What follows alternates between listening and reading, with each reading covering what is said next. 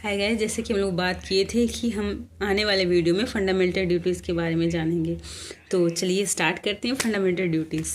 तो fundamental duty जो संविधान की भाग 4 में है और आर्टिकल 51 से लेकर 51 के तक 11 सब आर्टिकल में डिवाइडेड है। तो एक एक करके चलिए स्टार्ट करते हैं। Let's start.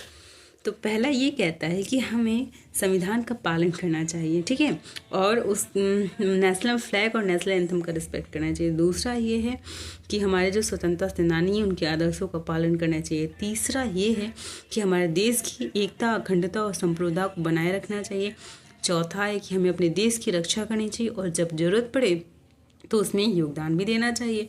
पांचवा ये है कि भाईचारा की भावनाओं को बढ़ावा देना चाहिए और महिलाओं के लिए जो अपमानजनक शब्द हैं उनका त्याग करना चाहिए, ठीक है। छठा ये कहता है कि हमें हमारी जो हेरिटेज है, हमारी जो संस्कृति है, उसको बढ़ावा देना चाहिए। सातवां है कि जो नेचुरल चीज़ें हैं जैसे झील हो गया, तालाब हो गया, नदियाँ हो गए, उनको हमें प्रिजर्व करना चाहिए आगे आने वाले जनरेशन के लिए, ठीक है।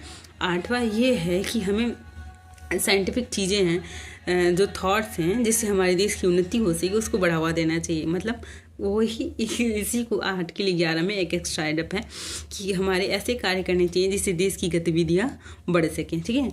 10वां ये है कि हमें जो हमारे जो पब्लिक प्लेसेस हैं उनको रक्षा करनी चाहिए और वायलेंस से दूर रहना चाहिए। गांधी के विचारों को पालन करना चाहिए।